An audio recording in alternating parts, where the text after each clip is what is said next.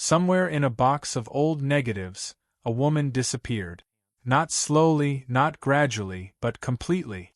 One season she was the most photographed face on the Southern California drag strip circuit. And then she was gone. And here's the thing that makes this story genuinely haunting. The people who should have known she died didn't find out for 20 years. And when they finally did, they had the decade wrong.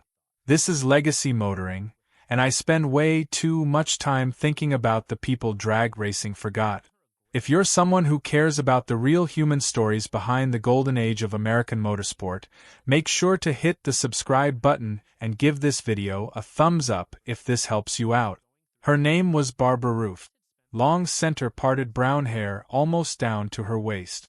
A headband, bell-bottoms or hot pants, white boots. Always on the starting line, always right next to the cars. Between 1971 and 1973, she was the official queen of the Professional Dragster Association's Southern California circuit. Tom West, one of the most important strip photographers working in that era, described her as the kindest woman he had ever worked with at the track. And then she vanished so completely that when West finally started asking around about her in roughly 2010, a family member told him she had died sometime around 1980. He sat with that. He posted a long memorial album on Facebook. He wrote about feeling like the racing world had let her down.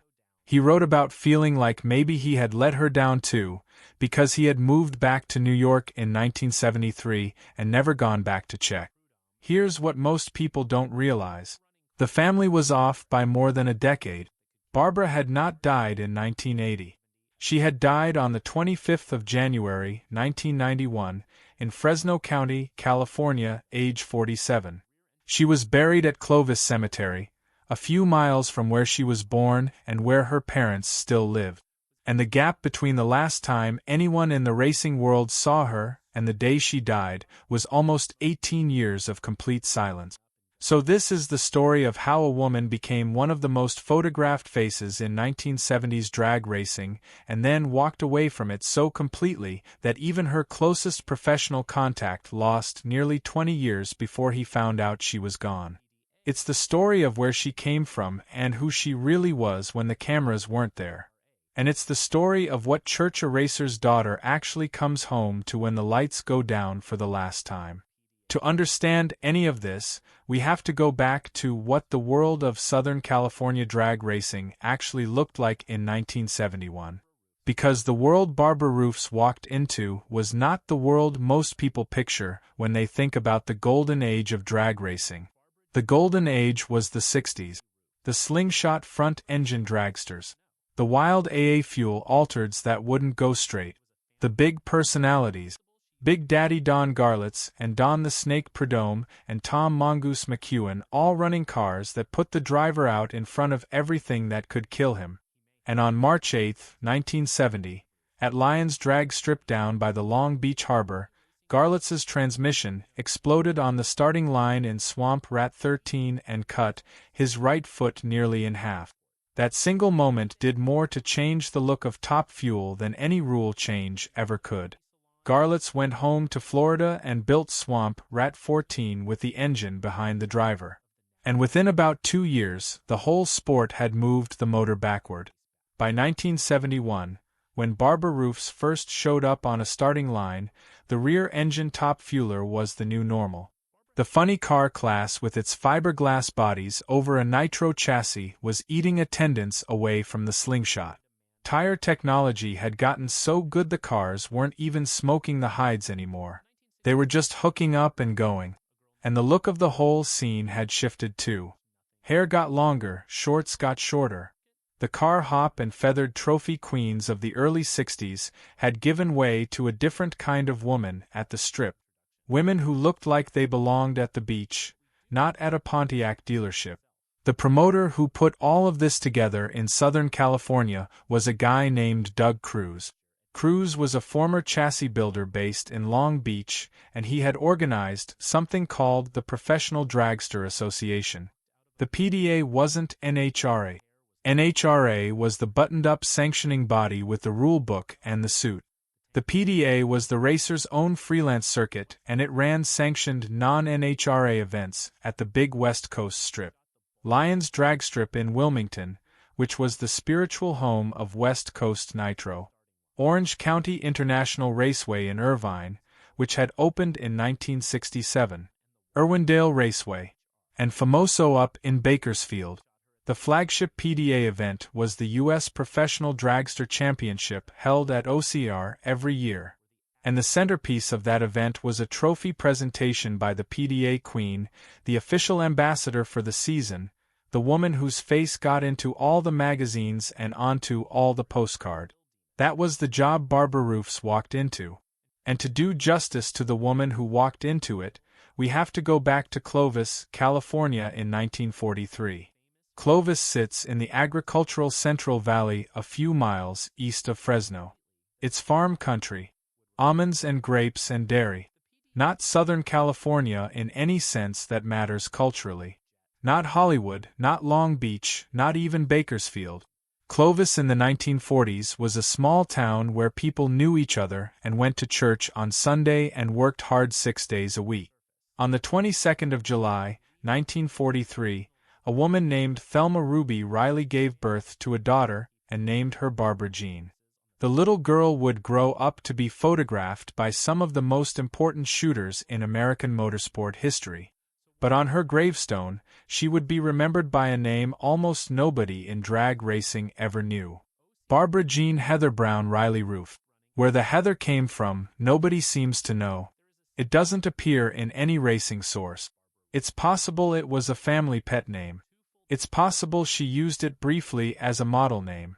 As best my research has informed me, nobody outside her family has ever explained it. Her father was a man named Wayne Eldon Riley.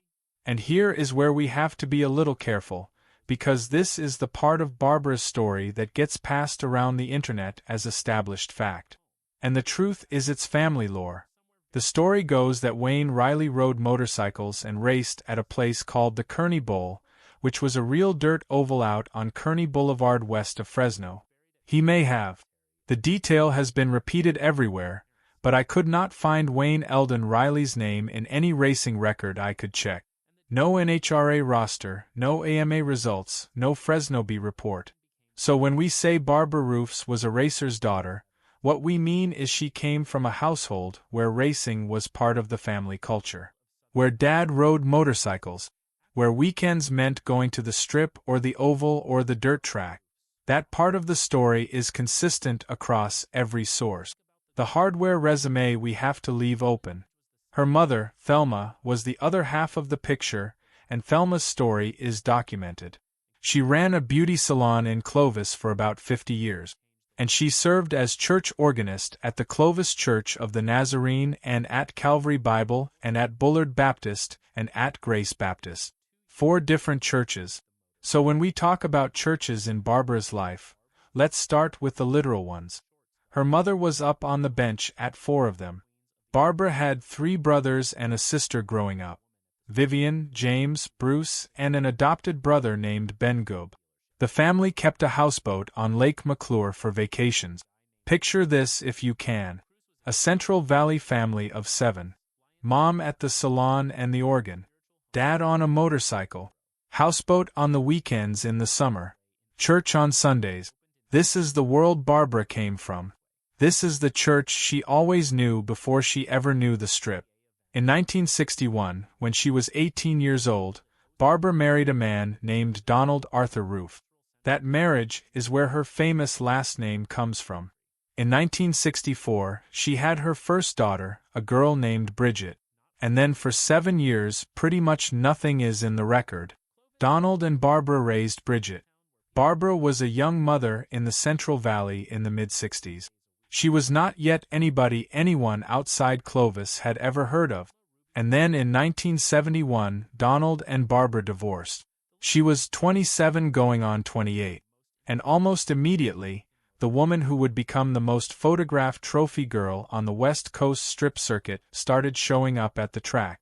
We do not know exactly how she got into the PDA scene. There is no documented introduction. No story about who brought her in. What we do know comes from Tom West himself.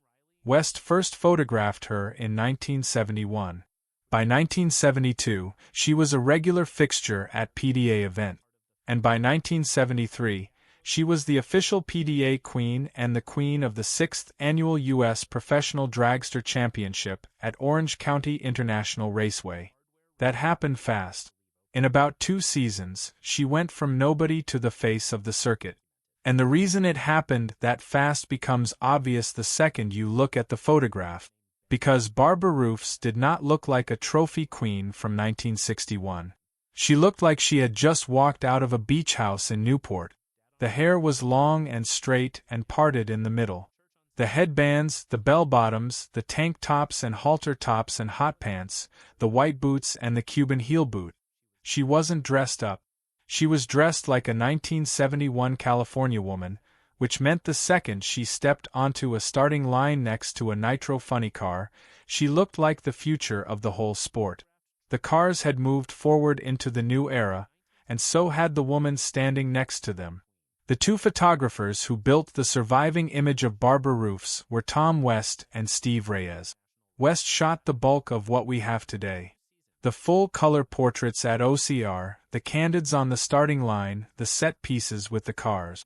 Reyes, who is in both the International Drag Racing Hall of Fame and the Wally Parks NHRA Museum Hall of Fame, shot her at the PDA events, and his negatives include some of the most reprinted images of her, including a famous shot of her with Pete Everett's Nitro Funny Car, which was called Pete's Lil Demon, and a shot with Larry Bowers's Top Fueler.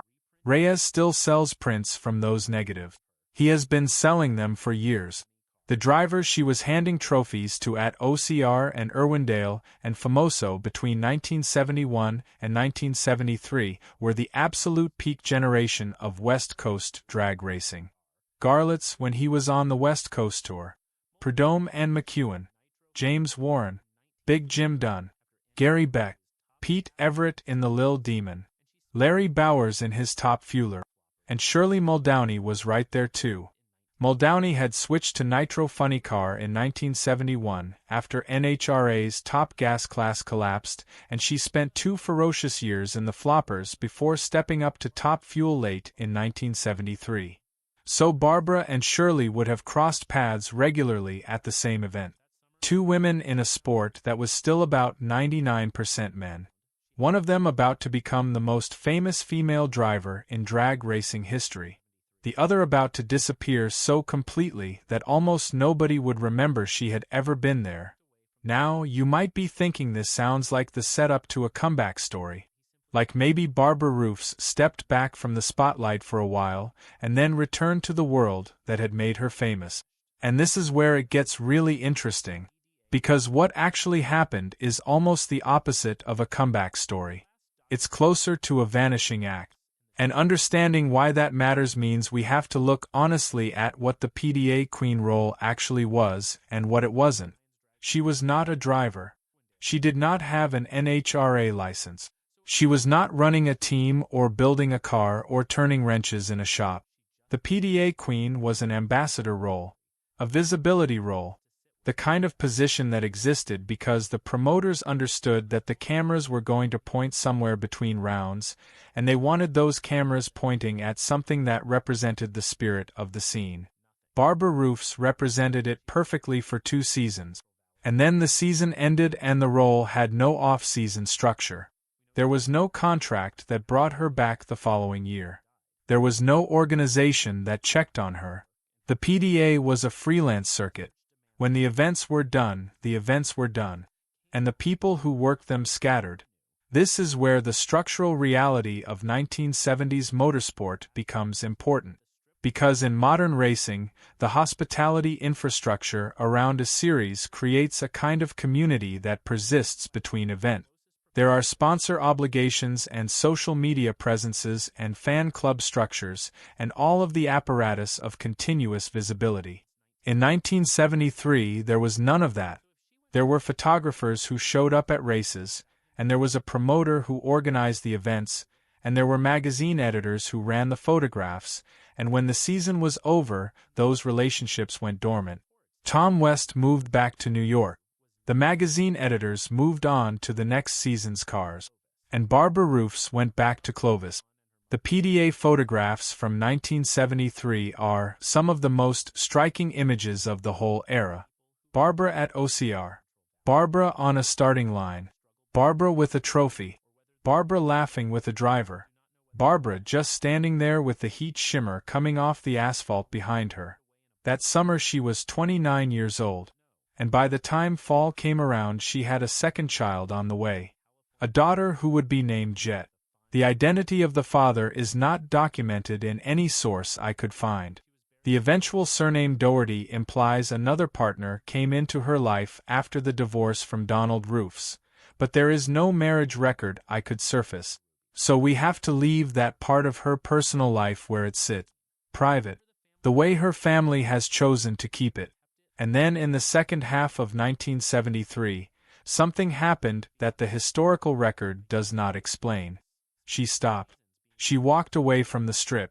Tom West moved back to New York that year, and the way he tells it, he simply never saw her again. He did not phase out of contact. He did not lose touch slowly. He left and she vanished. There is no farewell event. No final PDA appearance with a known date. No interview where she explained why. The last documented photographs of Barbara Roufs in the drag racing world are from 1973. And after that, the record goes dark. Now you might be wondering whether the closing of Lions Dragstrip had something to do with it. Lions had its last races on the 2nd of December, 1972. The Los Angeles Harbor Department tore it down to make room for cargo. So one of the central venues of her 2 seasons was already gone before her final year as PDA Queen. OCIR was still running and would keep running until 1983. Irwindale was still going. Famoso was still going. So it wasn't that the world she had worked in had collapsed. The world was still there. She just left it. Here's the thing that the audience needs to sit with for a second, because it is the heart of the whole story.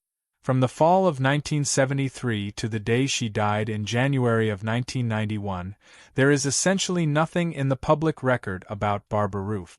17 years. 2 full decades of silence. No interview. No photograph at a nostalgia event. No magazine retrospective while she was still alive to read it. No fan club correspondence anyone has surfaced. No story from another trophy girl saying I ran into Barbara at a reunion in 1985. Nothing. We know in general terms that she lived with her family back in the Central Valley. We know that she raised at least one and probably both of her daughters. We know she was in or near Fresno County because that's where she eventually died. But the specifics of what she did for work, and how she spent her days, and whether she was ever happy in those 17 years, are not in any source I could find. The most honest thing to say is that she went home. She went back to Clovis, or somewhere very close to it. She went back to the world she came from, and she stayed there. And look, I want to be straight with you about the research here, because this is the part of the story where a lot of content online goes badly wrong. There are dozens of websites that have published pieces about Barbara Roufs in the last 10 years. Sites with names like Tuco News Briefly and Mating Press and Good Story and Futures Bites and Career Gear and E-Celebrity Digest. And most of them are recycling the same paragraph back and forth with minor variations. Most of them get her birth year wrong. Most of them give her death date as just January 1991 with no specific day. Most of them invent body measurements that are not in any primary source. Most of them invent a Levi's or Wrangler or Jantzen modeling career that has zero evidence behind it. Most of them claim she had 1 child when she actually had at least 2. And every one of them traces back to the same 2 sources. They find a grave memorial and a comment that Jet Doherty left on the internet in 2016. Here's what most people don't realize. The viral version of Barbara Roufs that has spread across Pinterest and Instagram and Tumblr for the last 15 years is built almost entirely on fabricated detail sitting on top of a real person. The photographs are real. The name is real. The PDA career is real. The death date is real. But the biography that surrounds those real facts online is largely invented. And that matters because the real story is genuinely worth knowing and doesn't need any embellishment. The real story is this: a woman from a small town in the Central Valley of California, who was raised by a church organist and a motorcycle rider, who got married at 18, who had a daughter at 20, who got divorced at 27, who spent 2 brilliant seasons being the most photographed face on the West Coast strip circuit, who had a second daughter, and who then went back to the small town she had come from and never left again. That is the real story. And it is a more complicated and more honest story than anything the content farms are selling. This is where it gets really interesting, because the gap between what really happened to Barbara Roufs and what the internet says happened to her tells us something important about how motorsport history gets written. Or more specifically, how it gets unwritten. The great drivers have archives. Garlits has the Don Garlits Museum of Drag Racing in Ocala, Florida. Prudhomme has a legacy that fills entire books. Muldowney has a Hollywood film. The drivers have primary sources that survive them. The timekeeping sheets, the chassis records, the NHRA licensing files, the sponsor contracts, the race day programs with their names printed on the cover. The people in adjacent roles don't have any of that. The trophy girls, the timing officials, the track photographers, the announcing crew, the PDA ambassadors, they exist in the record only insofar as someone with a camera pointed at them at the right moment. Tom West pointed a camera at Barbara Roufs at the right moment. Steve Reyes pointed a camera at her at the right moment. And because of that, the photographs survived. But the biography behind the photographs, the actual human life that existed before and after those 2 seasons, that only survives if someone who was there cares enough to document it. And in Barbara's case, the person who cared most, Tom West, moved to New York and didn't find out she was gone for 20 years. So let's talk about what Tom West actually found when he started asking around in 2010. Because the conversation he had with Barbara's family is one of the most important data points in this whole story, and it's also one of the most misunderstood.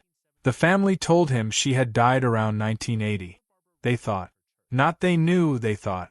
And the gap between that and the real date, January 25, 1991, is 11 years. That's a long time to be off.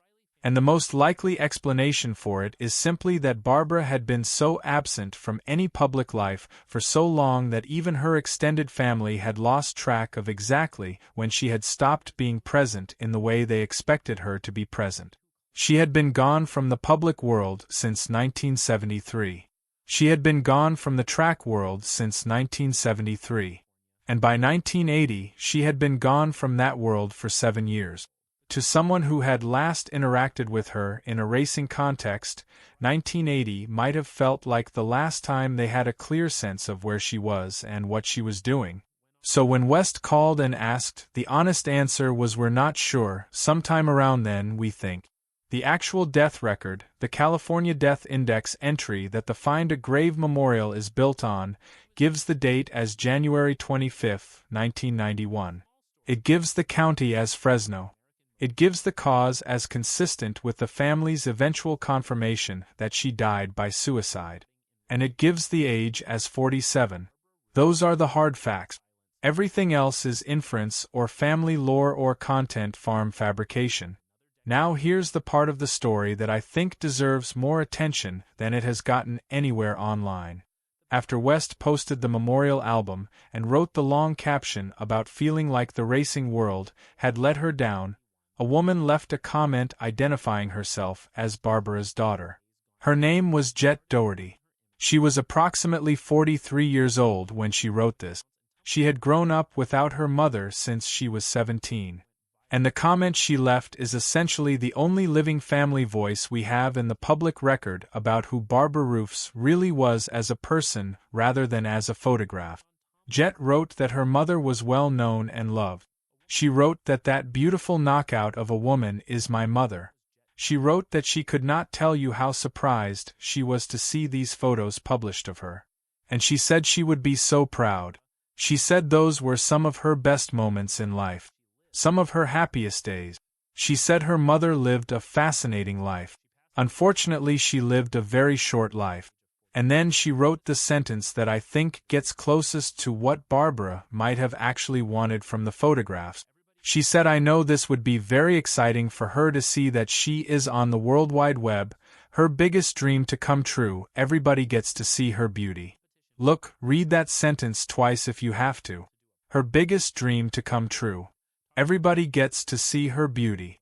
This is a daughter speaking about a mother who died in 1991, before the internet existed as a public phenomenon, who never saw a Facebook post or a Pinterest board or an Instagram reel, who never knew that the photographs Tom West took of her at OCIR in 1973 would eventually be pinned and repinned and shared across platforms that didn't exist when she was alive.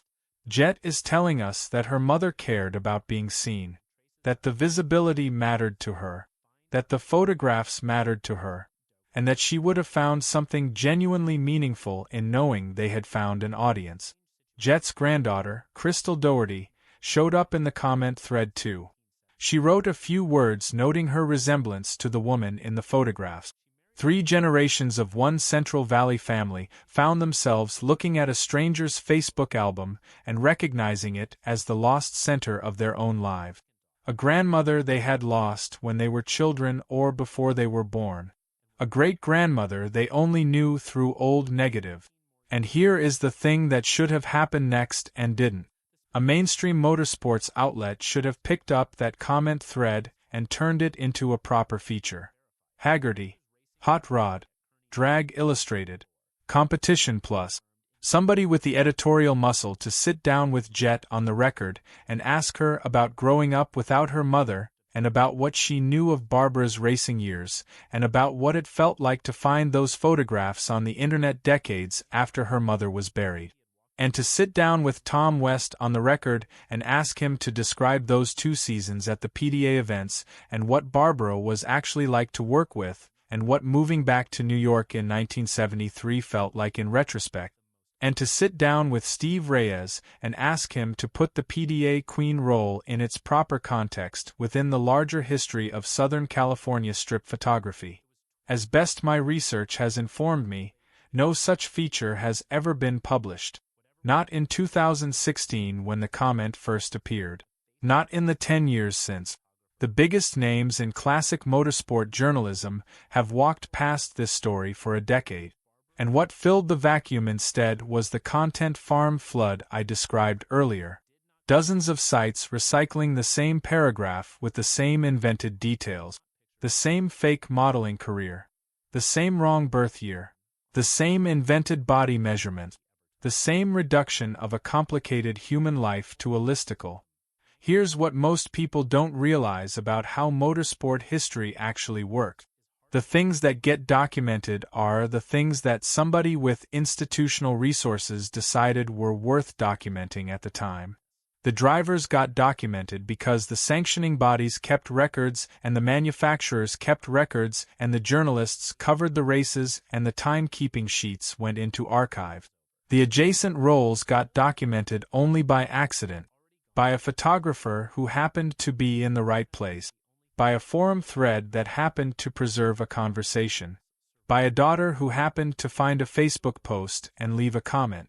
The PDA photographs from 1972 and 1973 are the only sustained documentary record of Barbara Roufs' entire professional life. 2 seasons. About 24 months of being in front of a camera at racing event. And then nothing. The nothing is not because she stopped existing. She went on existing for almost 18 more years. The nothing is because the documentary apparatus that had briefly surrounded her, the photographers, the magazines, the event programs, dissolved back into its component parts when the season ended. And none of those component parts had any mechanism for staying in contact with the people they had documented. Tom West went to New York. Steve Reyes moved on to the next season's event. The magazine editors moved on to the next season's cars. And Barbara Roufs went back to Clovis with a new baby and a life to rebuild, and no reason to think that the 2 seasons she had just spent at OCIR and Irwindale and Famoso were anything other than a closed chapter.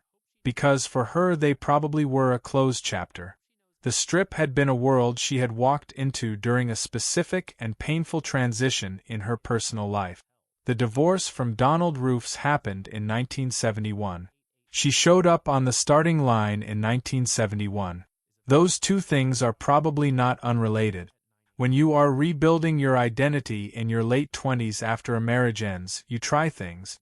You step into new versions of yourself. Some of them stick and some of them don't. For Barbara Roufs, the PDA Queen version of herself was vivid and real and beautiful and documented. And it lasted about 2 seasons. And then life moved on and she moved with it. Look, I want to be careful here not to overinterpret something I genuinely don't have evidence for. We don't know why she left the racing world. We don't know if it was connected to the pregnancy. We don't know if it was a deliberate choice or just an organic drift. We don't know if she missed it or was relieved to be out of it. We don't know if she ever talked about it with her daughters. Any answer I give you to the question of why she stopped is speculation.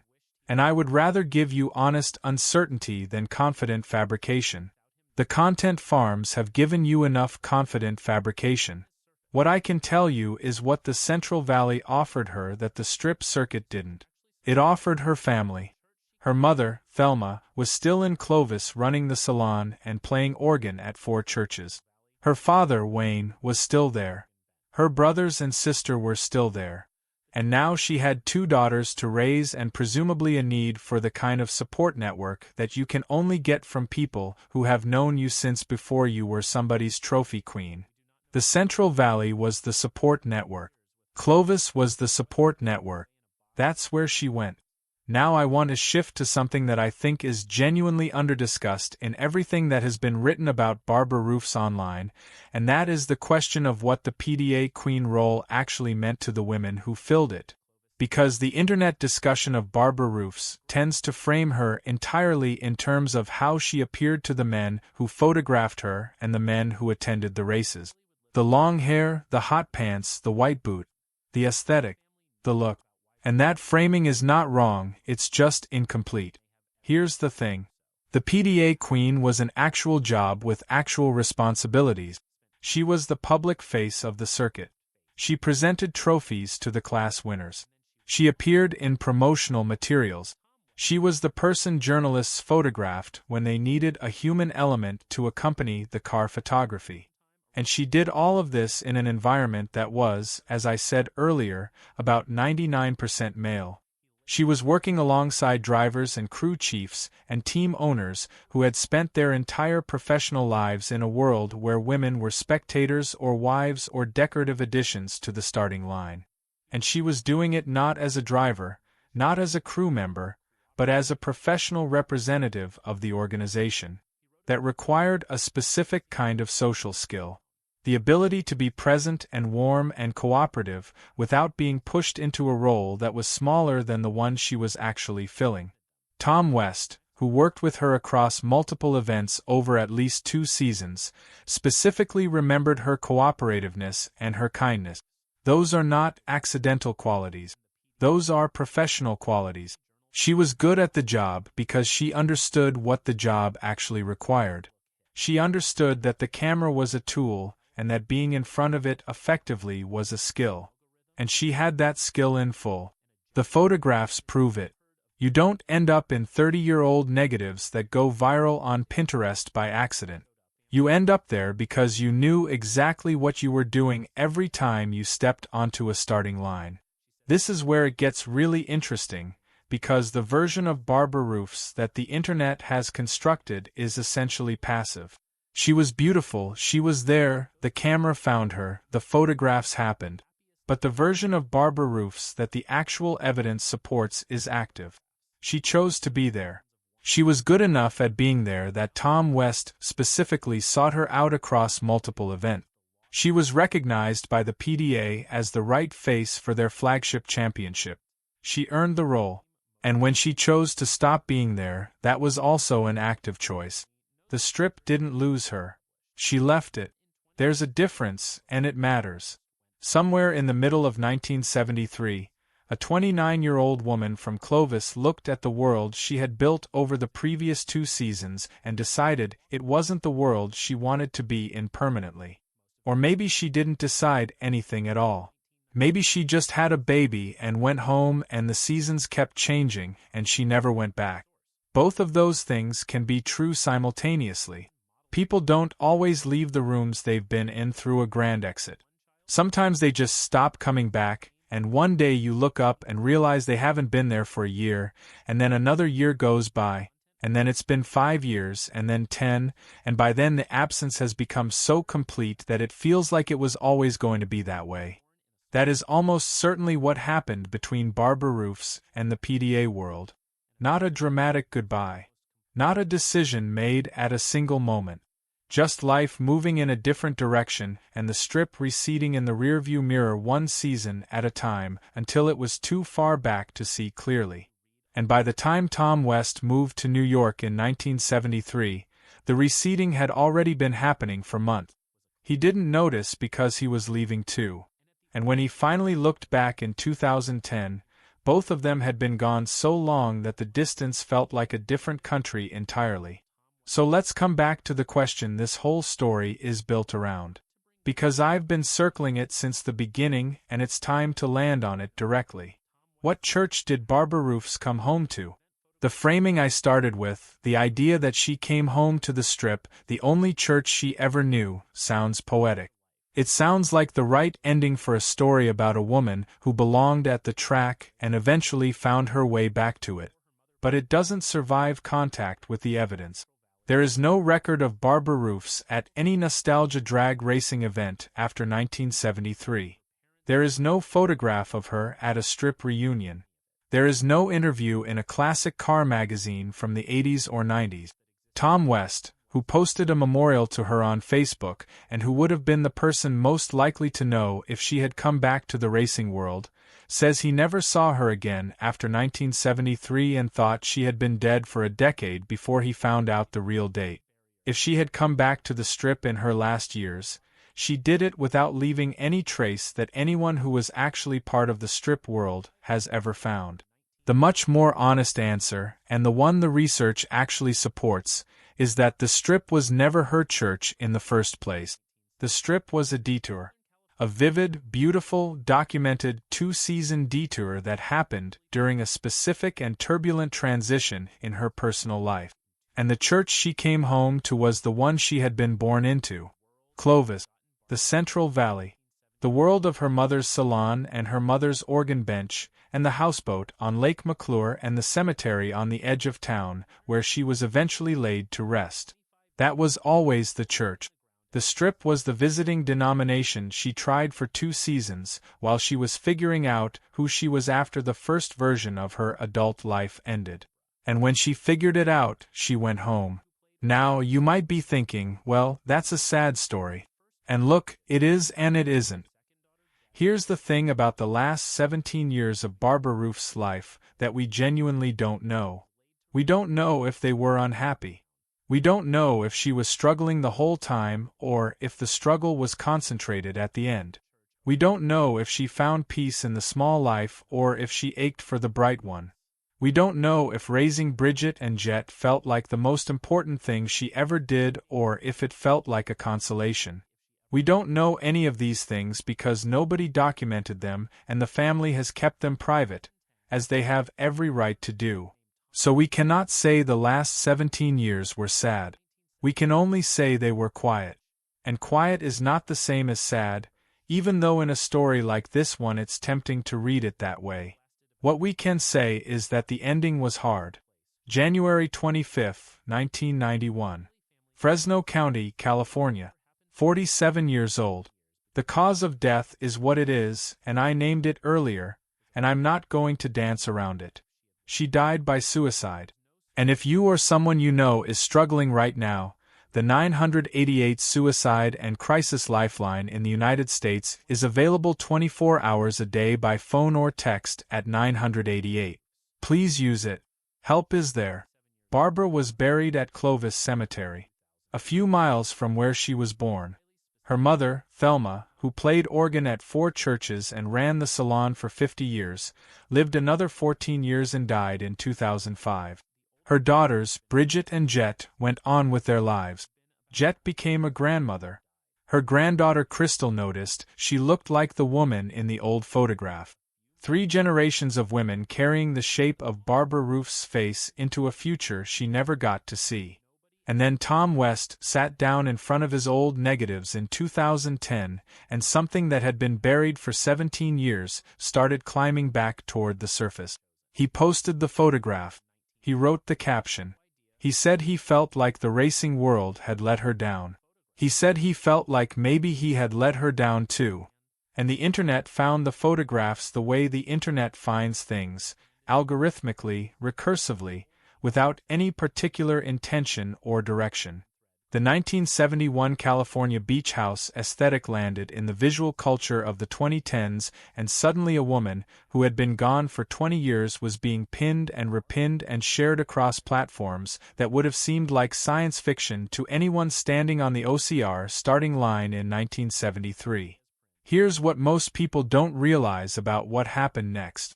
The viral spread of those photographs is not a redemption story for the motorsport industry.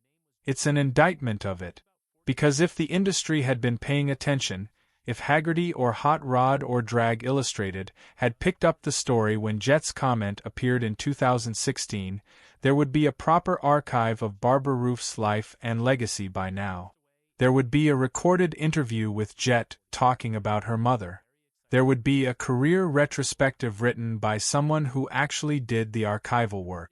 There would be a documented conversation with Steve Reyes about the PDA circuit and what the Queen role meant in its historical context. Instead, what there is a Find a Grave memorial and a Facebook album and a content farm flood and this video. This is where the story of Barbara Roufs connects to a larger story about how American motorsport documents, or fails to document, the people who made the culture of the sport rather than the performance of it. The drivers have museums. The cars have auction records. The timekeeping data has been preserved. The people on the edges of the frame, the ones who made the events feel like events and the strips feel like communities rather than just venues, those people survive in the record only by accident. Barbara Roufs survives because Tom West kept his negative. That's it. That's the whole archival apparatus that kept her from disappearing completely. One photographer who kept his negatives. The hard facts of Barbara's life. When you strip away the content farm fabrication and the poetic speculation and the wishful thinking about a comeback that never happened, add up to something that is both smaller and more truthful than the legend. She was born in Clovis in 1943 to a church organist and a man who loved motorcycles. She married young and had a daughter and got divorced. She spent 2 seasons being the most photographed trophy girl on the Southern California strip circuit. She had a second daughter. She went home to the Central Valley and stayed there. She died at 47 and was buried in her hometown. And a granddaughter named Crystal looks just like her. That's the whole story. Not the story of a woman who found her way back to the only world that ever made sense to her. Not the story of a woman who was rescued from obscurity by the internet and finally got the recognition she deserved while she was still alive to appreciate it. The story of a woman who was vivid and real and present for 2 seasons and then made the entirely ordinary human choice to go back to where she came from. And the strip, which never had any mechanism for keeping track of her, lost her immediately and permanently and didn't even know she was gone until a photographer digitizing old negatives sat down one day in 2010 and started asking around. Wherever Barbara Roufs is right now, I hope she knows the photographs found their way back. I hope she knows everybody finally got to see her beauty, the way Jet said she always wanted. And I hope the quiet she chose in the end, the Clovis quiet, the houseboat on Lake McClure quiet, the 4 churches quiet, has held. She deserved better from the world that photographed her and forgot her. We all do in the end. But at least now, for whatever it's worth, she has a story told right. Not a content farm paragraph. Not a recycled caption. A real story. With the hard facts where they belong and the honest uncertainty where it belongs and the name on the headstone said out loud. Barbara Jean Heather Brown Riley Roufs. Clovis, California. July 22, 1943 to January 25, 1991. She was 47 years old. And she was real.